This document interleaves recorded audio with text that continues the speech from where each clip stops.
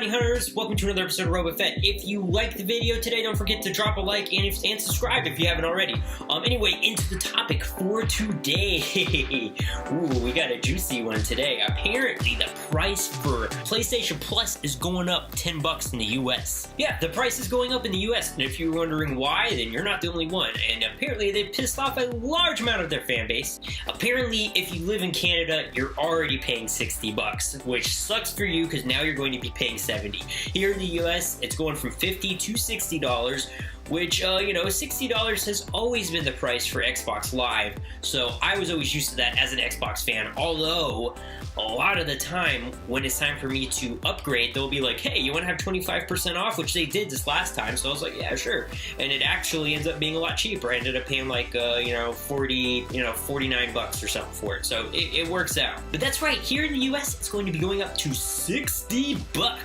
3-month memberships, for those of you who don't like long-term commitments, is going up to $25. In Canada, once again, if you live there, you're gonna be paying $30. 12-month membership in Canada is going up to $12. Here, it's just staying $10. So basically, PlayStation said that they want to do this so that they can maintain the PlayStation experience, and they also blamed it on current market conditions. It's the market's fault. It's not anybody else's fault, just the market. So $10 doesn't seem like that big of a deal, and you know what? Normally it wouldn't be. It was just the way they went about it. It was really shady, man. And if you don't want to call it shady, then just call it plain weird. I mean, like, they just took a weird approach. They edited the information into a late, like, July alert. They didn't just come out. They didn't come out and were like, hey, everybody, just so you know. They're kind of like, we'll sneak it in there and see if anybody notices. And of course, people noticed. The good news is, if you got some money in your wallet right now, till I think it's like September 3rd or something is when they're doing this. I don't know. It might just be the 1st of September. Don't listen to me, okay? All I know is the month of August is safe. So if you want, go right now, go on PlayStation or go to like a brick and mortar store, pick it up, pick up the code, buy it on the PS4 right now, and you'll still only be paying $50.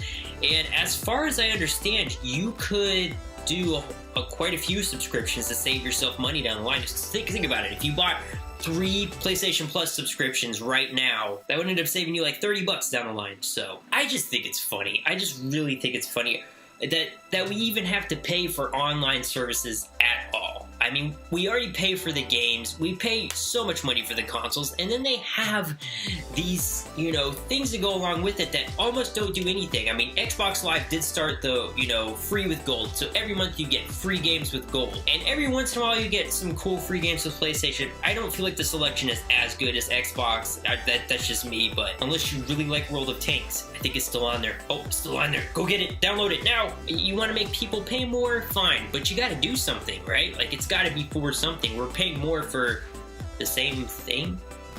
And you know what? Companies do this all the time. I've worked for companies in the past that are like, hey, we're going to make this product more expensive. And we're like, okay, well, what's changing about it? Nothing. We're just going to see if people will pay more for it. And if they will, great. We're just going to keep doing that. Obviously a lot of that's going on with the incremental upgrades, which, I'm not that torn up about the incremental upgrades. I get it. Technology's moving fast. You can't have a console like the PS3 and Xbox 360 anymore that lasts forever. You gotta have, incremental upgrades every once in a while. I get it. But another part of it is they're just seeing, can we do it? And that's what I don't like about it. It's all about the money, cash money flow, all the way on the dough, cash money flow, all the way on the dough. So they're on par with Xbox Live now, at least in the US, and I'm surprised it took them this long. I mean, seriously, I'm glad they didn't hike the price up before this. And they do have a new console coming out, the Neo, which you kind of have to, consider. However, I have to say this, PlayStation is probably the best thing Sony's got going for it right now. They're not really doing the best with everything else. So, and I'm not saying they're doing terrible, I'm just saying that PlayStation's the best thing they got.